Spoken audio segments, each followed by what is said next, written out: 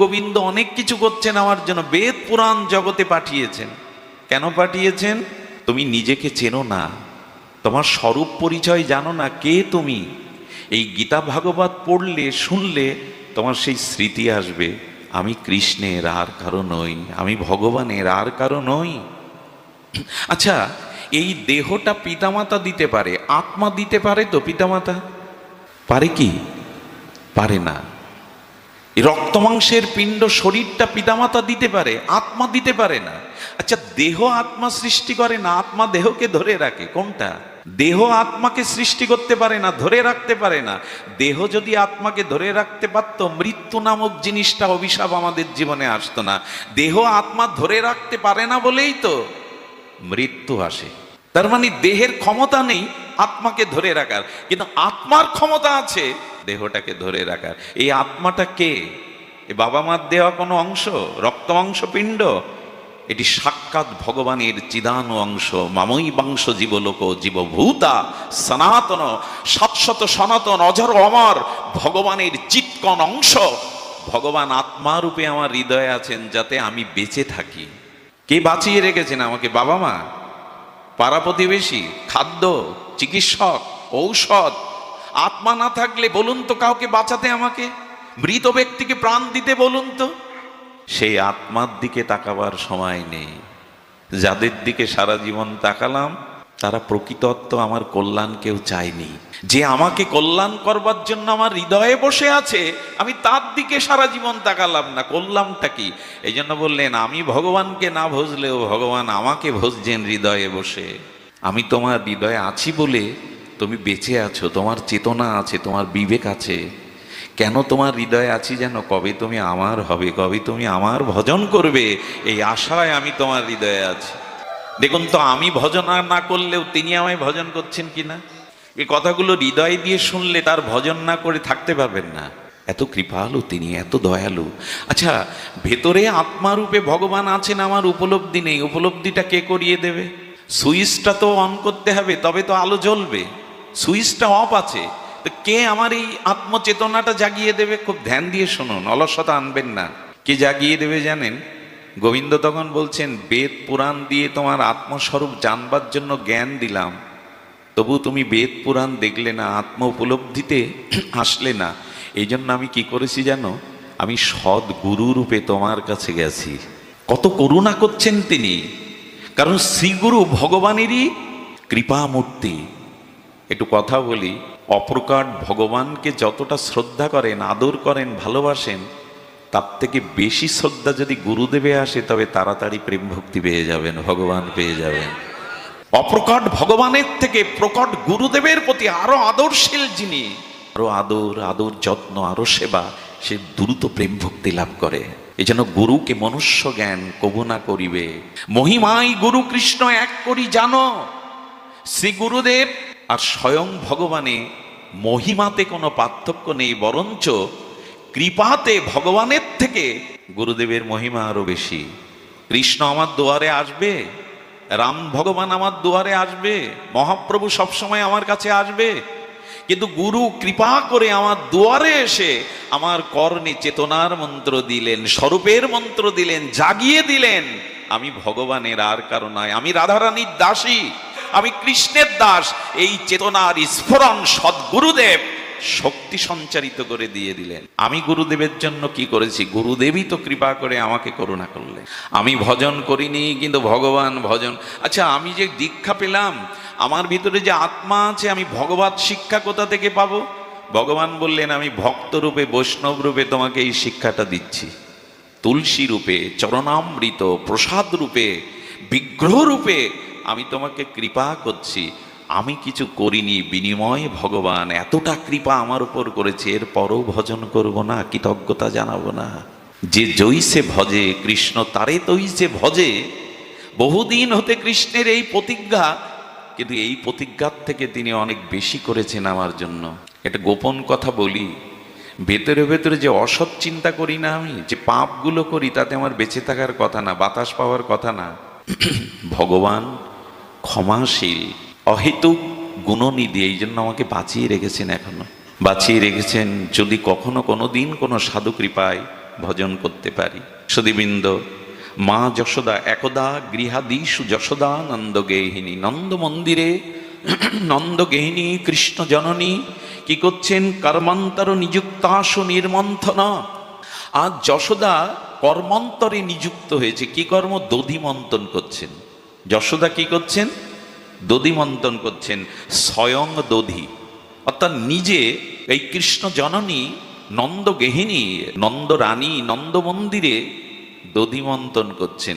আচ্ছা, রানী যিনি হবেন, রাস মাতা যিনি হবেন, কৃষ্ণ জননী যিনি হবেন, নন্দ মহারাজের যিনি সহধর্মী, তার দাস দাসী তো শত শত, নিজে কেন দধি মন্থন করছেন? কেন করছেন জানেন?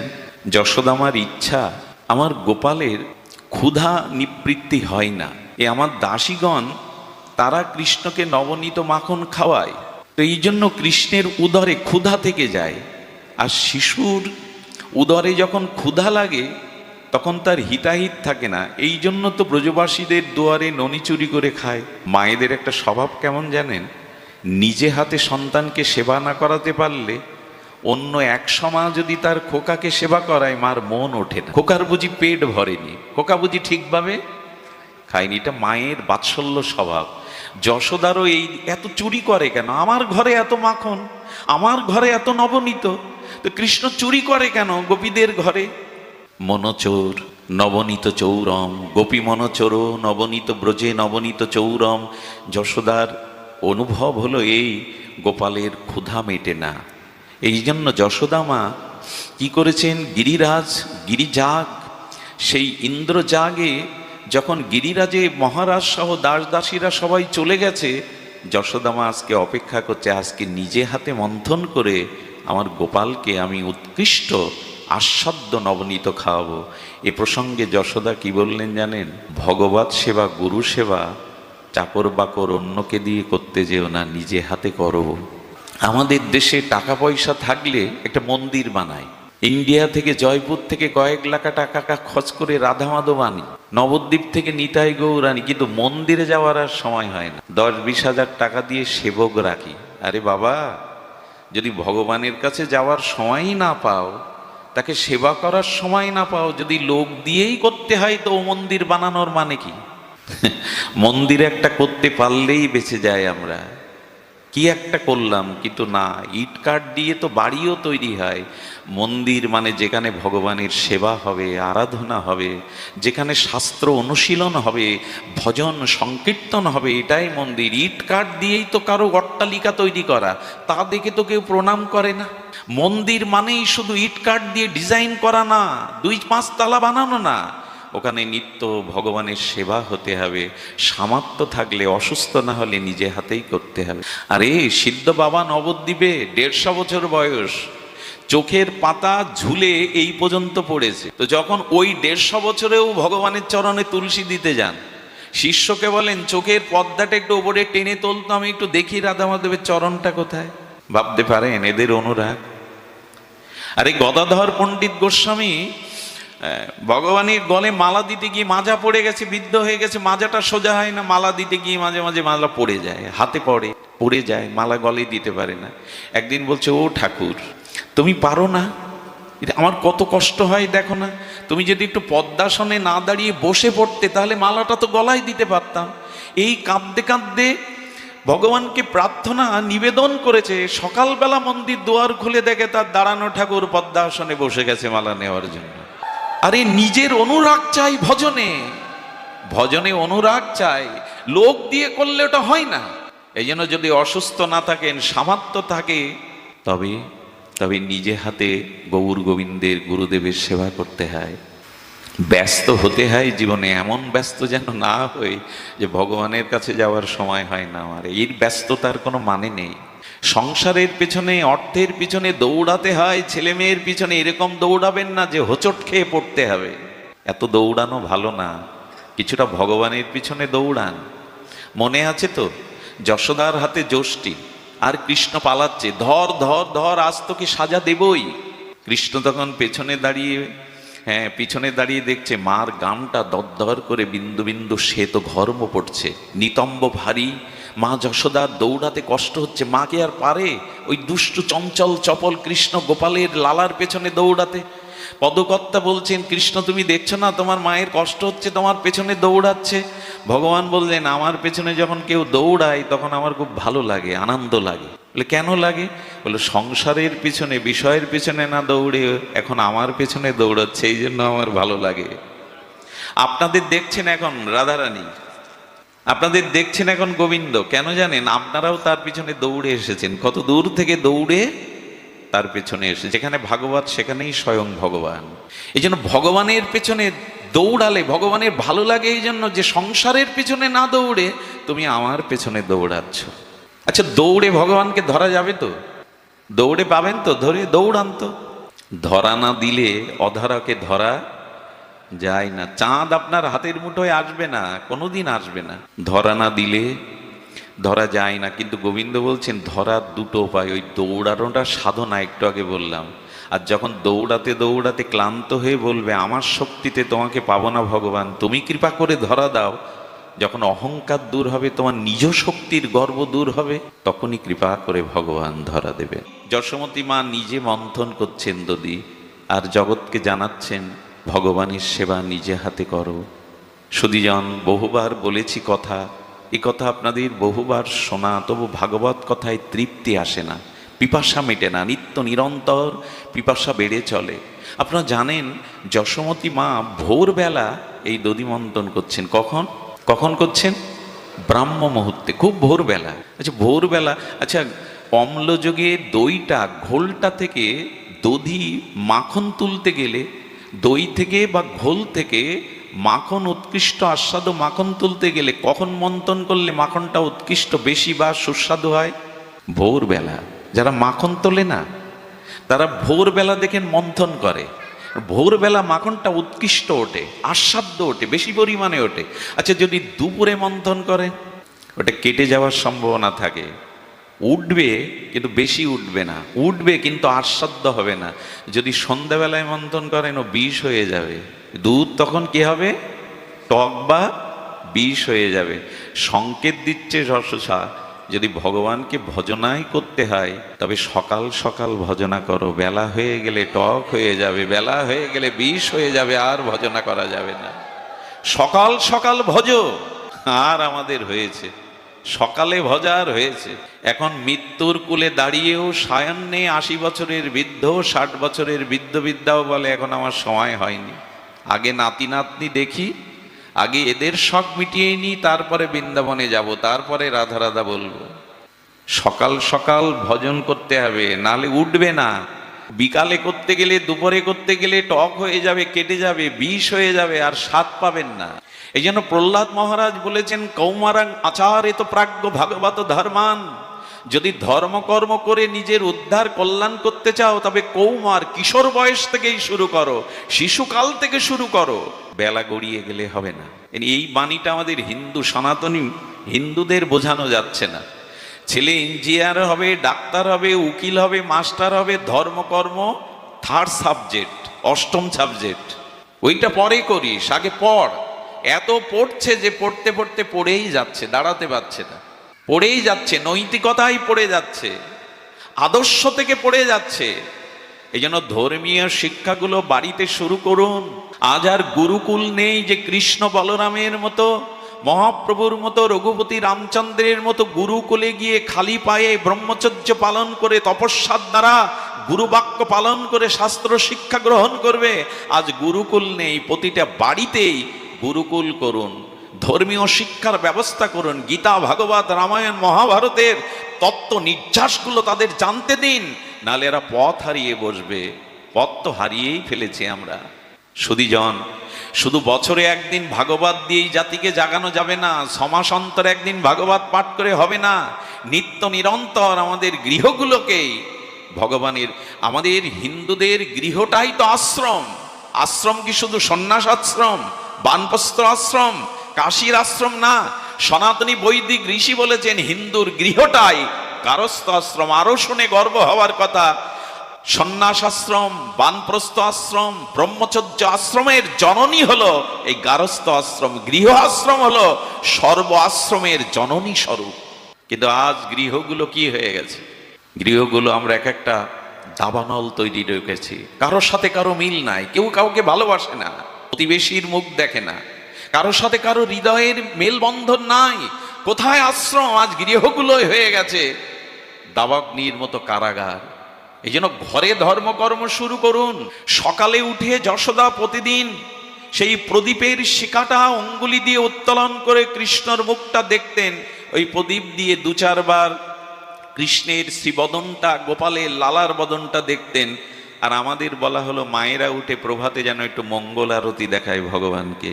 প্রদীপ জেলে ভগবানকে একটু মঙ্গল আরতি দাও, তোমার গৃহে আর অমঙ্গল ঢুকবে না।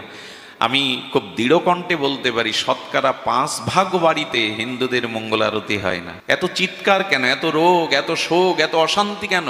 আরে ভগবানের ভজনের জন্য কি করেন? সকালে প্রদীপ জ্বালেন। দীপদান কেন জানেন? এই মাসে দীপ দিতে হয়। ভজনের মধ্যে একটি অঙ্গ হলো দীপদান। আমি বহুবার বলেছি, আজকে রাধা মাধব, রাধা দামোদরের প্রীতিবর্ধনের জন্য দীপ দিন। আচ্ছা, অন্ধকারেই আলোর প্রয়োজন, আলোতে আলোর প্রয়োজন মানায় না। গাঢ় অমানিসার অন্ধকারেই তো আলোর প্রয়োজন হয়। অন্ধকারের প্রতীকের হাতে আলোর প্রয়োজন হয়। দিবা ভাগে পথ চলতে প্রতীকের আলোর প্রয়োজন হয় না। আমাদের সামনে ঘোর দুটো অন্ধকার, এই জন্য আজকে প্রদীপ জ্বালতে বলছেন, দীপ দান করতে বলছেন। সামনে দুটো অন্ধকার শুনলে যদি ভয় হয় তো ভালো। একটি অন্ধকার হলো মৃত্যুর পর। আমি এমন কোনো কর্ম করিনি যে আমি আলোর পথ ধরে যাব, মুক্তির পথে যাব। মৃত্যুর পরে আমাদের কোথায় যাব জানা নেই। আমরা কোথায়, কোন অন্ধকারে যাব? গোবিন্দ বলছেন, আজ আমার উদ্দেশ্যে প্রদীপ জ্বালো, তাহলে মৃত্যুর পর ওই ঘোর অন্ধকারে আমি প্রদীপ জ্বালিয়ে তোমাকে এগিয়ে নিতে আসব। মৃত্যুর পরে ওই অন্ধকার পথে আজকে প্রদীপ জ্বালো। জ্বালেন তো? এই দামোদর মাসে দীপদান দিতে হয় ভগবানকে। এটা মেয়েদের না, সকলেরই। প্রতিদিন সন্ধ্যায় দোকানে থাকুন, দোকানেই দিন ছাদের ওপরে একটা ছোট তুলসী বৃত্ত রেখে ওইখানে দেন, একটু ধূপ ধীপ জেলে রাধা দামোদরের উদ্দেশ্যে একটু প্রদীপ দেন। আরেকটি অন্ধকার, সেই অন্ধকার সব থেকে গাঢ়। ওই অন্ধকারে যাকে আসতে হয়, তাকে কর্মফল ভোগ করতে হয়। সেই অন্ধকারটা 1-2 দিন না, আপনি আমি 10 মাস কাটিয়েছি। ওটা মায়ের গর্ভ, ওখানে কোনো আলো নেই, ওখানে অন্ধকার। তাই রাধা দামোদরকে আজকে প্রদীপ দাও, যাতে পুনরায় আবার মার গর্ভের অন্ধকারে তোমাকে প্রবেশ না করতে হয়। আচ্ছা, আগুনকে দান করা যায় তো? একটু কথা বলবেন। আগুন কোনো দানের বস্তু হতে পারে? ফুল মালা চন্দন আছে, ভালো আহার্য আছে, তাই দাও। ভগবানকে আগুন দেখাই কেন আমরা প্রতিদিন? দীপ দান, দান মানে তো উপহার। তো ভগবানকে আগুন দান করি কেন আমরা? এই প্রশ্ন যদি আমাদের কাছে কেউ করে, আগুন কি দানের বস্তু হতে পারে? আগুন কখনো দানের বস্তু, উপহারের বস্তু হতে পারে? কিন্তু আমরা যে দীপ দান দিচ্ছি, আগুন দান দিচ্ছি ভগবানকে কেন জানেন? আমাদের আচার্যরা বলেছেন, পৃথিবীতে এখন সব দূষণ হয়ে গেছে। কি হয়ে গেছে? সব থেকে বেশি দূষণ হয়ে গেছে। সব থেকে কি দূষণ হয়েছে? মানুষ এখন বেশি দূষিত হয়ে গেছে। আমি বহুবার চর্চিত একটি কথা আপনাদের বলেছি, আগে মানুষ 100 বছর পূর্বে ফিরে যান, তখন এত শহর, এত নগর ছিল না, বনাঞ্চল। তো মানুষ বাড়ি থেকে বেরোবার সময় বিধাতার কাছে প্রার্থনা করত যেন হিংস্র জীবজন্তু তাদের সাথে দেখা না হয়। আর এখন মানুষ বাড়ি থেকে বেরোবার সময় দূর দূরকে বলে অমুক অমুক শত্রু বা ব্যক্তির সাথে যেন দেখা না হয়। মানুষ এখন হিংস্র জীবজন্তুর থেকে, আমি একবার সুন্দরবনে গিয়েছিলাম, তো সুন্দরবনে গভীর জঙ্গলের একটা খালের মধ্যে এক ধীবরকে জেলেকে পেয়ে বলছেন, বাবা তোমার ভয় করে না? এখানে চারিদিকে বাঘের পায়ের চিহ্ন দেখছে, এখানে ভয় করে না? উনি আমায় কি উত্তর দিলেন জানেন? এই সরল মূর্খ আর এই অবুঝ ব্যক্তিটি, মানে সরল ব্যক্তিটি, লেখাপড়া না জানা সরল ধীবর বলছেন, বাবা সুন্দরবনের বাঘের ভয় করে না, মানুষ বাঘের ভয় যতটা করে। এখান থেকে অপহরণ করে নিয়ে টাকা দাবি করে। তার মানে মানুষ এখন জীবজন্তু, হিংস্র সাপাত সংকুল জীবজন্তুর থেকে মানুষের ভয় বেশি করে। নিজের সন্তানকেও মা ডাস্টবিনে ফেলে দেয় জন্মের পরে। নিষ্ঠুরতার স্বামী বিদেশে বসে মাথার ঘাম পায়ে ফেলে তার সন্তানের জন্য টাকা পাঠাচ্ছে, আর স্ত্রীকে নিবেদন করছে আমার খোকাকে ভালো মন্দ খেতে দিও, খোকাকে দেখে রেখো। আরে খোকাকে কেটে বস্তায় পুরে নদীতে ভাসিয়ে অন্য পুরুষের হাত ধরে চলে যাচ্ছে। মানুষ এখন সব থেকে বেশি দূষিত হয়ে গেছে। আরো বেশি দূষিত হয়েছে মানুষের মন। মানুষ এখন অন্যের কল্যাণের কথা ভাবতে চায় না। অন্যের ভালো কিসে হবে? একটা জিনিস বলি, অন্যকে যতটা দুঃখ দিয়েছেন আপনি, তার থেকে কঠিন দুঃখ আপনি পাওয়ার জন্য অপেক্ষা করুন। একটা নিয়ম হলো এই জগতে, আপনি অন্যকে যতটা দুঃখ দিয়েছেন তার থেকে অধিক দুঃখ, আচ্ছা দুঃখ কেউ কাউকে দেয় না, দুঃখ মানুষ নিজেকেই দেয়। কারণ সবার ভিতরে একই আত্মা, একই আত্মায়, আলাদা নয়। এই জন্য দুঃখটা ফিরে আসে। আপনি আপনাকে দুঃখ দিচ্ছেন, এই জন্য সহসা কারো চোখে জল ফেলাবেন না, কাউকে কাঁদাবেন না। এর থেকে কোটি গুণ আপনাকে, এই সহজ জিনিসগুলোই ধর্মের মূল বিষয়।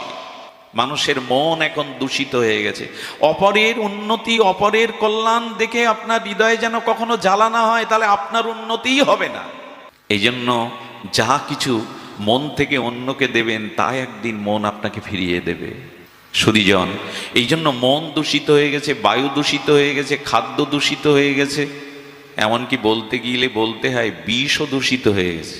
মাঝে এক ডাক্তারখানায় বিষ খাওয়া রুগী গেছে, বলি এতটা বিষ খেয়ে মরল না কেন ডাক্তারবাবু এত পরে? বলে কিছু মনে করবেন না, বিষেও ভেজাল ছিল, বিষেও ভেজাল, সব দূষিত হয়ে গেছে।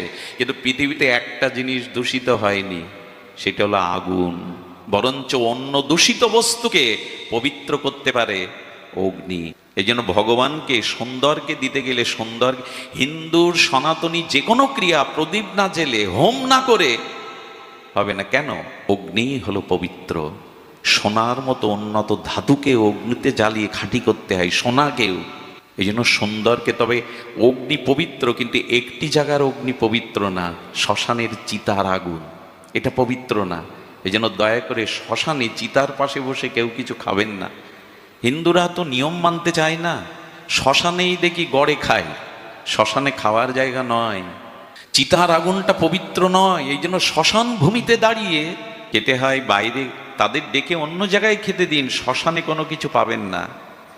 আমরা যা পাই তা আর বললাম না, আমরা যা পাই তা বললেই আসরই অপবিত্র হয়ে যাবে। এতটা অধঃপতন আমাদের। সুধীজন, এ কথা বলতে বসেনি, যশোদামা নিজে হাতে মন্থন করছেন। আর মন্থন করতে করতে কি করছেন? মন্থন করতে করতে কি করেছেন জানেন? মন্থন করতে করতে যশোদামা হাতকে বলছে, ওরে হস্ত, তুই গোবিন্দ সেবার জন্য, আমার লালার জন্য, কানাইয়ার জন্য, গোপালাইয়ের জন্য নিজ হাতে দধি মন্থন করছিস। হাতকে ডেকে ডেকে যশোদামা নিজের ভাবাবেশে বলছে, খুব মন দিয়ে শুনতে হবে, আমার আসতে 1 ঘন্টা খুলনায় জামে পড়েছিলাম, কেঁদেই ফেলার মতো, ফিরে চলো, সম্ভব না। তবু যখন ভগবান এনেছেন, একটু কষ্ট করলেও সংক্ষিপ্ত আলোচনা, আপনার বিশ্রামের একটু ধ্যান দিয়ে শুনুন। পরিশ্রান্ত শরীর, ক্লান্তি আসতে পারে, কিন্তু ভগবতী ক্লান্তি দূর করারই জায়গা। এখানে যেন ক্লান্তি ভর না করে, নিদ্রা ভর না করে। যশোমতী মা হাতকে বলছেন, তুমি তো আমার লালার জন্য, কানাইয়ার জন্য দধিমন্থন করছো, আচ্ছা মুখ তুমি কেন বসে থাকবে? তুমি আমার গোপালের পুতনামক্ষম লীলাগুলি গুনগুন করে কীর্তন করো। যশোদা মুখ দিয়ে গোপালের অতীত লীলাগুলো ভেবে ভেবে কীর্তন করছেন, আর মনকে বলছেন, হৃদয়কে বলছেন, তুমি কেন খালি বসে থাকবে, তুমি কেন শূন্য থাকবে, তুমি আমার ভগবানের লীলাগুলো স্মরণ করো। এতে কি বোঝা যাচ্ছে? ভজন যদি করতে হয়, ভগবানকেই যদি পেতে হয়, প্রেম ভক্তিই যদি প্রাপ্তির ইচ্ছা থাকে, তবে তনুমন প্রাণ দিয়ে ভগবানকে ডাকো। তার মানে আমাদের শরীরটা এখানে এসছে, মন যদি এখন চলে যায়, গাড়ি পাবো তো? বাড়ি ফিরতে কত দেরি হবে? আপনার শরীরটা এখানে, মন এখানে নাই, আপনার ভজন হবে না। আচ্ছা, সেতারের একটা তার যদি কেটে যায়, সুর মূর্ছনা উঠবে তো? রাগ রাগিনী উঠবে তো? কেন, আর 2টো তার তো আছে। হলে কি হবে? একটা তার শিথিল হয়ে গেলে, কেটে গেলে, সুরমূর্ছনার ঝংকার উঠবে না।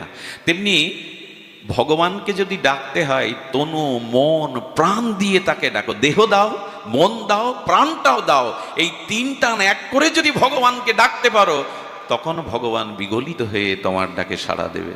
আমাদের শরীর থাকে তো মন থাকে না, মন থাকে তো শরীর সাড়া দেয় না, আর প্রাণ তো দিতেই পারি না তাকে। প্রাণ দিয়েছি সংসারকে।